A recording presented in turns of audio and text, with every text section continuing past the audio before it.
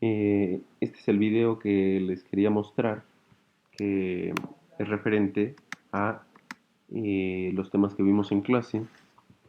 Como pueden observar, aquí tenemos una función en color negro, en un plano cartesiano, en el eje de las y en color verde, eje de las x color rojo, que propiamente esa función puede ser, más bien es un x al cuadrado, ¿no? Porque sabemos que las funciones cuadráticas de índice par forman una parábola en el plano cartesiano, ¿no? Ya no lo estoy prolongando hacia el segundo cuadrante porque no es del interés ahorita, de momento, solamente estoy escribiendo esa función y o f de x es igual a x al cuadrado en el primer cuadrante. Y lo que vamos a hacer es que, viéndolo desde otra perspectiva, esa función la vamos a empezar a hacer rotar sobre el eje de las x, sobre la línea roja. La vamos a hacer rotar, que sería algo como esto, ¿no? Estamos haciendo rotar esa función, acorde a lo que vimos, y sería más o menos eso, ¿no? A partir de aquí, bueno, como ven, le podemos poner un punto rojo sobre esa línea negra, un punto rojo A, y al momento de hacer girar, podemos poner ese punto en cualquier parte de la línea, ¿no? Pero al momento de hacerlo girar sobre el eje de las X, veremos que nos forma o nos va a formar un círculo perfecto, ya sea que esté ahí o que esté más alejado. Miren, ahí está ahí y acá está un poquito más alejado, también formaría un círculo perfecto. Simplemente sería de una circunferencia mayor. Ahora, si nosotros empezamos a colorear todos esa figura de revolución, ese volumen de revolución, tendríamos más o menos lo que se describe, ¿no? Lo que se está viendo. Entonces, ese sería nuestro volumen de revolución, pero lo tenemos que delimitar con una línea hasta aquí, una línea vertical o paralela al eje de las Y, para que sepamos que va desde aquí hasta acá, ya está delimitado, ¿no? Y ya no pasa más allá, ¿no? Y vean que, bueno, es exactamente lo mismo, ya nada más sabemos que esa figura sería nuestro volumen de revolución a determinar. ¿Cómo determinamos el volumen de esa figura? Aquí lo voy a regresar un poquito antes. ¿Cómo determinamos el volumen de esta figura? Entonces, conforme a los temas que vimos en la clase, ¿no?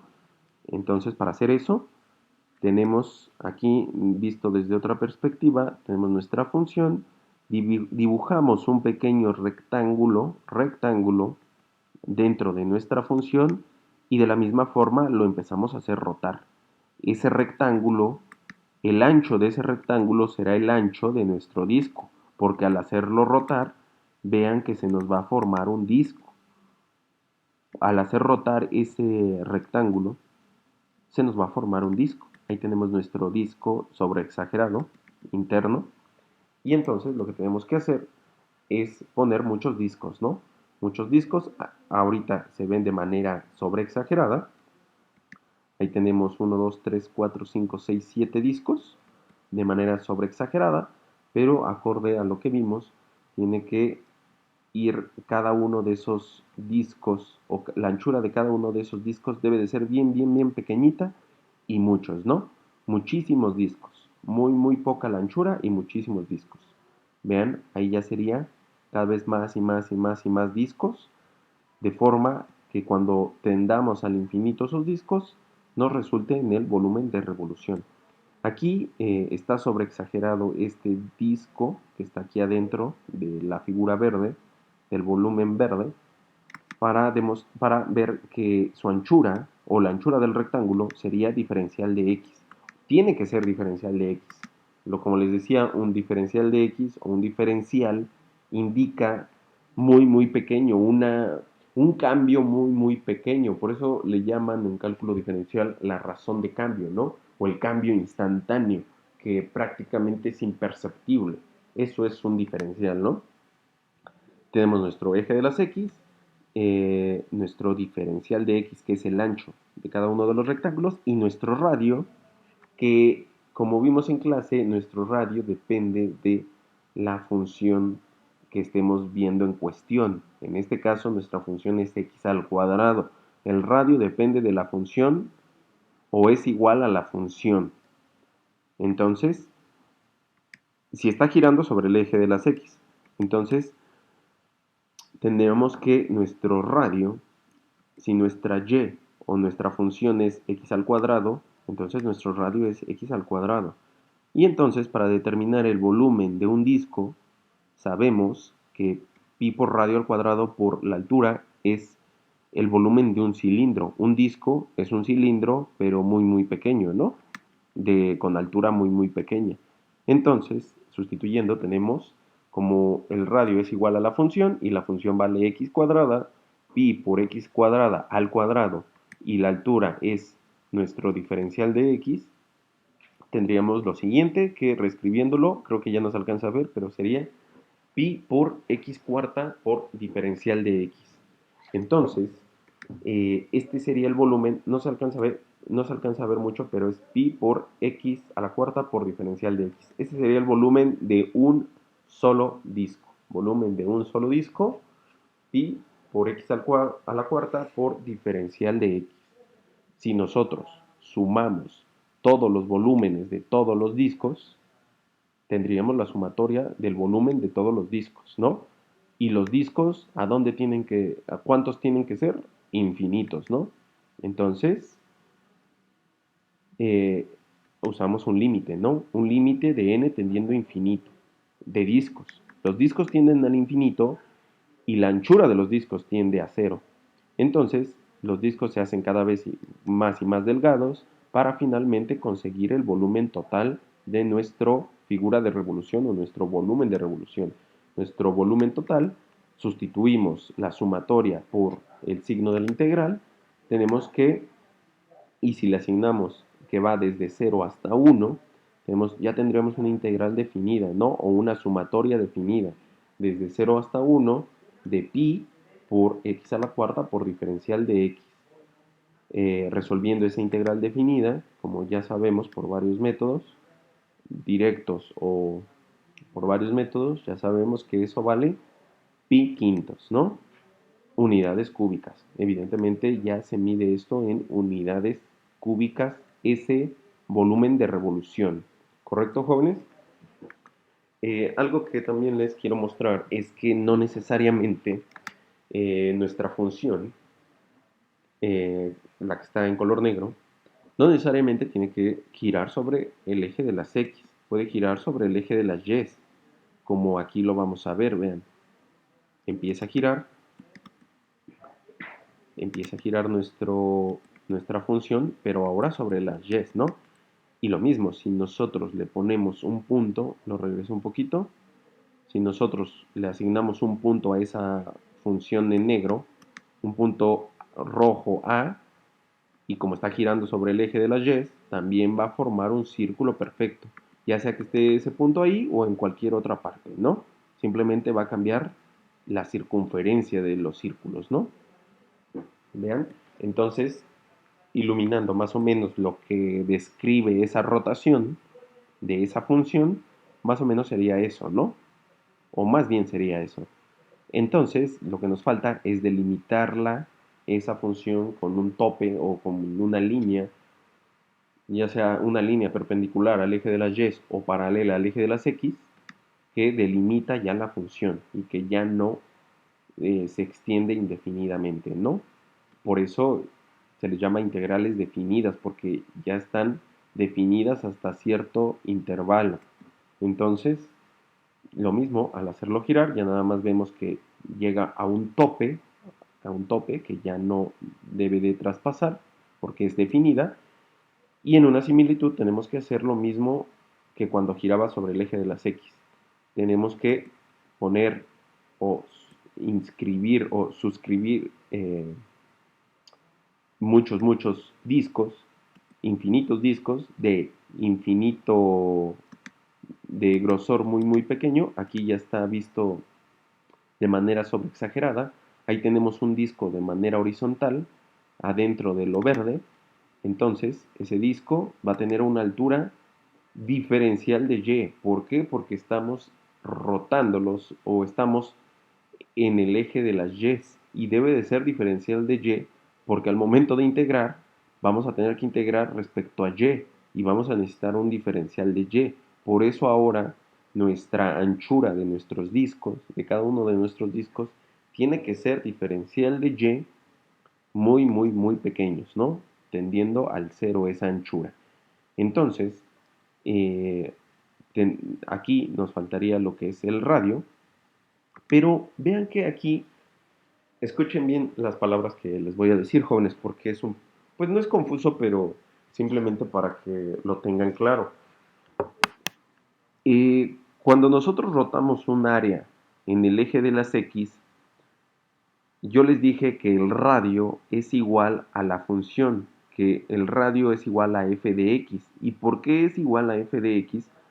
Porque lo describe al radio. Cuando f de x vale un número, el radio vale esto. Cuando f de x vale otro número, el, cuando f de x vale 5, el radio vale 5. Es por eso que el radio se puede equiparar a f de x cuando gira el área sobre el eje de las x.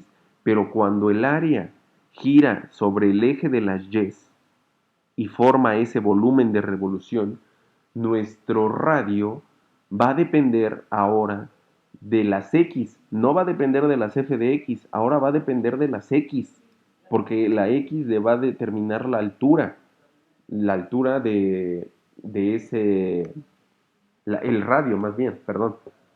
Entonces, el radio cuando gira, el volumen de revolución gira en el eje de las y, el radio depende de las x.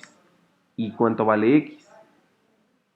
Si ya sabíamos que y es igual a x cuadrada, despejando un poquito, tenemos que x es igual a raíz cuadrada de y. Entonces ahora el radio es igual a raíz cuadrada de y. Entonces tenemos que el volumen de un solo disco es una fórmula ya establecida, pi por radio al cuadrado por la altura, y sustituimos el radio que dijimos que vale raíz de y. Entonces raíz de y, todo eso al cuadrado por la altura, que en este caso vale diferencial de y tendríamos lo siguiente, ¿no? Simplificando, pi por y por diferencial de y. Ese sería el volumen para determinar un solo disco de nuestra figura ahora que estamos viendo, ¿no? Entonces el volumen de un solo disco, pi por dy, y haciendo la sumatoria de todos los discos cada vez más y más pequeños, todos esos discos tendiendo a infinito, podemos sustituir esa sumatoria y todos esos infinitos discos con una integral, ¿no? Igual, de igual forma, si ponemos de 0 hasta 1, ya tenemos una integral definida de 0 hasta 1 y ponemos nuestro, nuestra fórmula, porque sería el volumen de todos ellos, y el volumen total sería resolver esa integral. El resultado de esa integral definida es muy fácil, que nos quedaría igual a pi sobre 2 unidades cúbicas. ¿Correcto, jóvenes? Entonces, se puede girar sobre el eje de las x, se puede girar sobre el eje de las y, cualquier función la pueden girar sobre las x o sobre las y aparte la pueden girar en el siguiente ejemplo que les voy a decir. Si tenemos, vean que nuestro plano cartesiano, nuestro eje de las y en verde, hasta abajo creo que apenas se alcanza a ver la línea roja que indica el eje de las y, el eje de las x, perdón. Y nuestra función es esa que está delimitada en color amarillo y tiene ese topecito negro, ¿no? Está limitada ya hasta ahí. Pero ahora no la vamos a girar ni sobre el eje de las X ni sobre el eje de las Y. La vamos a girar paralelamente a la línea punteada en color negro que está paralela a la línea roja o al eje de las X. ¿Correcto? Nuestra área va a girar sobre alrededor de la línea punteada que es paralela al eje de las X en color rojo o perpendicular al eje de las Y en color verde. Viéndolo desde otra perspectiva tenemos eso. Nuestra área la vamos a hacer girar a través de la línea punteada. Entonces, para ver más o menos eso, hacemos algo similar que en los ejercicios anteriores. Sobre nuestra área, que es toda esta en color amarillo, le vamos a poner un punto rojo o un punto en cualquier parte, se lo podemos poner. Aquí se lo colocamos en la mero filito, por así decirlo, en la mera esquina. Y al momento de rotarlo sobre la línea punteada, vemos que va a formar un círculo perfecto. Igual, si ustedes eligen otro punto de nuestra área en amarillo, cualquier punto, y lo hacen girar sobre la línea punteada, igual será un círculo. Es un círculo perfecto al hacerlo girar esos puntos. No es un círculo perfecto lo que saldrá, pero es un círculo perfecto esos puntos. Entonces, si llenamos nuestra área y la empezamos a hacer rotar o la revolucionamos a través de esa línea punteada, quedaría más o menos esto, miren. ¿Ya vieron? Entonces, eso pues es una ya figura tridimensional. Lo mismo que es un volumen de revolución, simplemente que no está girando sobre el eje de las X, ni tampoco sobre el eje de las Y. Está girando sobre una línea paralela al eje de las X. Y bueno, pues también se puede determinar el volumen de pues de esa función girando, ¿no? O de ese volumen de revolución. Es un poco más complicado, no es una dona perfecta, un donut que le dicen, no es una dona perfecta, pero también podemos obtener el volumen de esa figura, ¿no? De ese objeto tridimensional. Pero bueno, tal vez no lleguemos a ejercicios de este tipo, porque quiero ver otros métodos con ustedes, nada más sobre el eje de las X, sobre el eje de los Y, dependiendo de cómo nos vaya dando tiempo en este último parcial. Y bueno, jóvenes, eso era lo que les quería mostrar en esta pequeña animación y espero que les sea de utilidad y nos vemos la próxima clase. Hasta luego.